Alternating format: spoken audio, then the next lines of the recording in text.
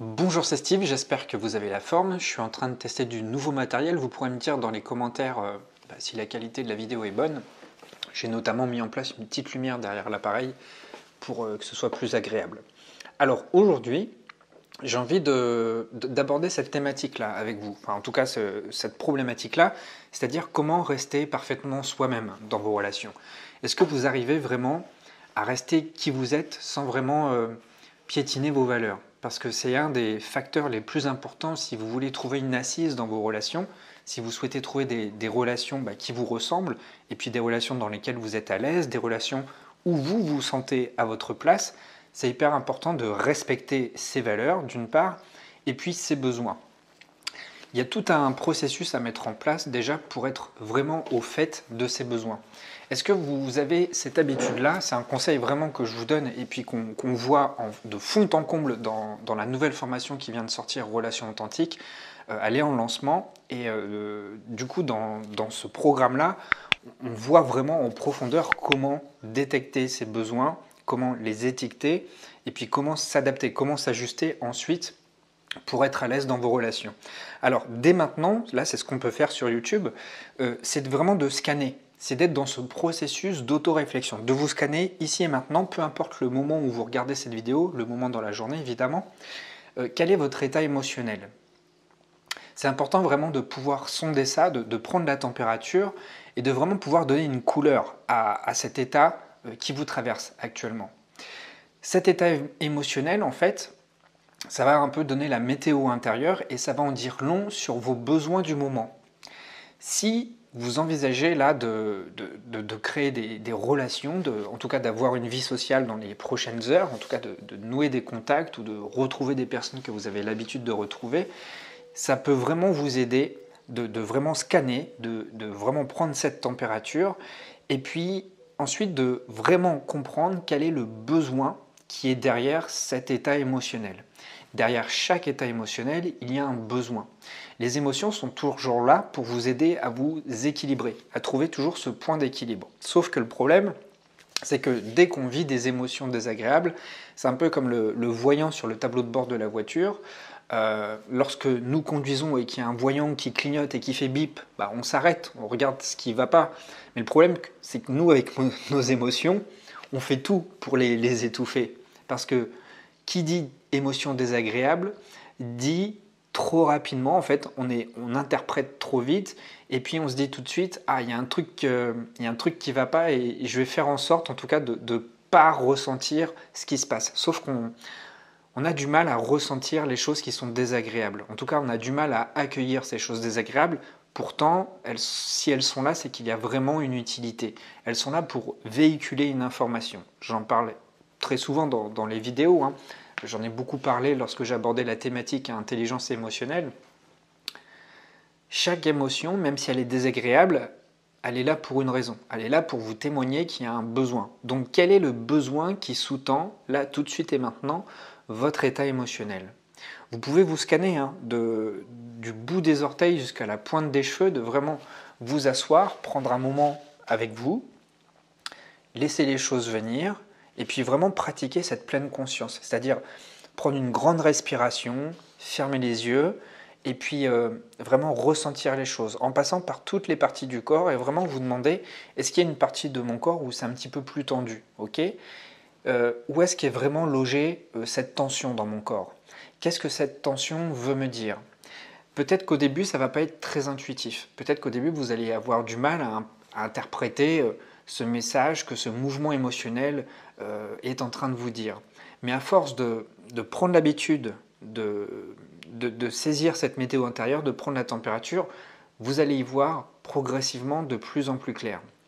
Et dès lors que vous savez parfaitement quels sont les besoins qui sont là en vous quand vous arrivez à scanner vos émotions, eh bien lorsque vous allez être en société, votre but va consister simplement à vous, en tout cas à parler de vous et savoir être transparent sur vos besoins. Parce que l'un des plus gros problèmes lorsqu'on socialise, qu'on soit hypersensible ou pas, c'est que le plus souvent on a un masque social.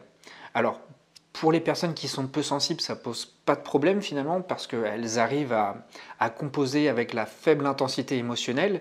Mais si vous êtes vraiment submergé par vos émotions, si c'est quelque chose vraiment qui vous déborde très rapidement, vous avez tout intérêt à savoir communiquer vos émotions. C'est en ça que vous allez être vraiment vrai et honnête. D'abord, vrai avec vous, parce que tout ce travail-là que je vous synthétise très rapidement et qu'on va voir plus en profondeur dans la formation, c'est déjà faire l'effort de créer une relation avec soi-même. Si vous voulez vivre des relations épanouies autour de vous, c'est indispensable d'être familiarisé avec soi-même, de savoir ce qui nous habite en fait. Et tant que cette relation, tant qu'il n'y a pas de proximité entre vous et vos émotions, entre cette prise en compte en fait, ça va être très compliqué par la suite, sans connaissance de soi, d'être véritablement soi en société. Donc comprenez bien que pour créer vraiment des relations qui vous ressemblent, pour vous sentir à l'aise, pour que la communication soit fluide, pour que vous trouviez votre place, c'est essentiel déjà que vous vous connaissiez parfaitement. On parle beaucoup d'autoconnaissance ou d'autoréflexion. Ce sont des termes que j'aborde tous les jours dans les audios que je vous propose dans cette formation. Et puis, en fait, vous n'avez plus besoin de jouer de rôle. C'est ça qui est incroyable, c'est que le plus souvent, on a toujours cette impression qu'il faut faire des efforts pour nouer des relations. Il faut être différent, il faut se changer, il faut se bouger. Mais non, au contraire, la seule chose que vous avez à changer si vous souhaitez créer des relations, en tout cas si vous souhaitez développer de nouvelles relations que vous n'avez pas encore, c'est au contraire, c'est pas de changer, c'est de devenir parfaitement et de la manière la plus transparente vous-même. C'est comme ça que vous allez vraiment développer des contacts satisfaisants. Parce que dès lors que vous amenez dans un espace public et que vous n'êtes pas OK avec vos besoins, vous n'êtes pas au clair avec vos besoins, ça peut que déboucher sur de la frustration, sur de la colère. Et le plus souvent, vous savez ce qui se passe, c'est qu'on attribue ce mal-être, on attribue ce sentiment de rejet ou d'exclusion à l'attitude des autres. Sauf que les autres, eux, ils y sont pour rien. C'est vous qui êtes responsable de vos émotions, et plus que tout, c'est vous qui êtes responsable de la satisfaction de vos propres besoins. Donc, ça demande, oui, un travail personnel, ça demande, quelque part, c'est une responsabilisation, c'est une prise en charge, mais ça demande avant tout beaucoup d'empathie vis-à-vis de soi-même. On parle beaucoup d'empathie envers les autres, mais avant d'être empathique, généreux, compassionnel vis-à-vis des autres, il faudrait déjà l'être avec soi-même pour vraiment créer une relation qualitative. Et très souvent, je le vois dans les commentaires ou dans les coachings, vous sentez qu'il y a une sorte d'inadéquation entre vous, ce que vous apportez, et ce que les autres vous ramènent. C'est-à-dire qu'il n'y a pas vraiment de juste milieu entre donner et recevoir. Et le gros problème, c'est que le plus souvent, lorsque vous avez un besoin qui est là, mais un besoin qui n'a pas été suffisamment écouté, eh bien, on se met en fait à disperser notre énergie. Autrement dit, cette énergie que vous devriez vous apporter pour vous, celle de s'apporter de l'attention, celle de s'apporter de la bienveillance, de la gratitude, de l'empathie, de la compassion, eh bien vous la donnez aux autres. Vous la donnez aux autres dans peut-être l'espoir d'un retour, mais vous constatez que la réciprocité n'est pas là. C'est tout à fait normal en fait, c'est tout à fait mécanique. Vous avez besoin, dans un premier temps, d'apporter tout ce que vous apporteriez à un ami qui vous est cher, de vous l'apporter à vous. Donc, vous pouvez vous poser cette question-là. Si vous avez du mal encore à répondre à vos propres besoins, dès lors que vous avez ressenti qu'il y a un point de friction, qu'il y a un point de tension en vous, vous pouvez d'abord imaginer que vous le feriez pour un ami. Qu'est-ce que vous metteriez en place? Vous pouvez vous poser cette question-là. Qu'est-ce que je mettrais en place si mon meilleur ami, mon frère, ma sœur, mes parents, quelqu'un que j'adore en fait, si la personne ressentait le même malaise que moi? Vous comprenez? Qu'est-ce que je lui apporterai? Et bien ça va vous aider beaucoup plus facilement à conscientiser ce que vous avez besoin. Parce que lorsqu'on n'a pas vraiment l'habitude de s'apporter soi-même tout cet amour, toute cette attention, toute cette empathie, on a du mal vraiment à saisir les gestes de soins qu'on peut s'apporter soi-même. Et c'est vraiment important d'être dans l'auto-soin. Alors au début, ça peut paraître un petit peu contre-intuitif, voire même égoïste de se dire « Ok, si je veux créer des relations, je m'occupe avant tout de moi. » Ben non, mais en fait, c'est juste essentiel. Si vous voulez vous sentir complet, et ça d'ailleurs ça marche pour les relations sociales, mais pour les relations amoureuses, si vous voulez vivre une relation intime qui n'est pas déséquilibrée, vous devez d'abord vous sentir complet vous-même. Et la plus grosse erreur qu'on fait, que ce soit avec les amis ou les amoureux, c'est qu'on cherche la complétude à travers l'autre. C'est qu'on va chercher à l'extérieur des choses qui vont nous penser nos blessures, des choses qui vont remplir nos besoins. C'est une grosse erreur, tout se passe à l'intérieur. Vous avez un avantage quand même, c'est que peut-être plus que quiconque, avec votre hypersensibilité, vous êtes très attentif à vos signaux, parce que vous êtes de nature très réceptive. Donc utilisez-la à votre avantage et ne faites pas de cette hypersensibilité une tare, mais plutôt quelque chose, un outil, parce que je le vois vraiment comme ça, un outil pour aller voir plus profond en soi.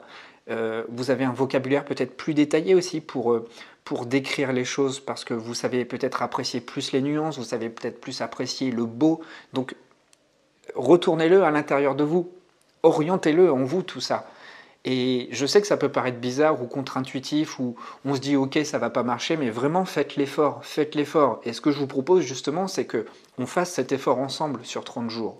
Pendant 30 jours, je vous booste votre confiance en vous, je vous booste votre mindset, je travaille vraiment avec vous pour revaloriser cette estime, cette image que vous avez de vous-même, pour que vous puissiez ensuite aller vers l'extérieur. Donc comprenez bien que c'est avant tout un travail intérieur ce programme, et c'est un programme quotidien, c'est-à-dire que tous les jours, je vous apporte à travers des podcasts une attention et puis beaucoup d'éléments, beaucoup de conseils, beaucoup de techniques aussi pour que vous puissiez justement apprendre à entrer en contact avec vous. Donc si c'est quelque chose qui vous intéresse, si vous voulez justement utiliser cette période estivale pour être prêt pour la rentrée et puis aller de l'avant, ça peut vraiment constituer un terrain fertile pour que vous vous sentiez bien et avec vous-même et ensuite avec les autres. Voilà, alors vous l'aurez compris, cette nouvelle formation, elle vient tout juste de sortir, elle est en période de lancement, ça veut dire qu'elle est à moins 50%, donc c'est plutôt cool. Et en plus, là, jusqu'à ce soir, en réservant ce programme, je vous offre en bonus une nouvelle formation. C'est la formation qui a très bien marché, SOS Mental Agité. Donc là, pareil, vous avez plein de méthodes, plein de contenus pour pouvoir justement maîtriser ce stress mental. Donc, cette formation, je vous l'envoie directement, manuellement sur votre boîte mail avec l'email avec lequel vous avez réservé la formation Relations Authentiques.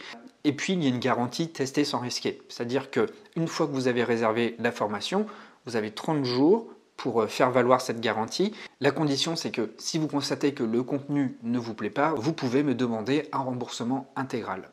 Voilà.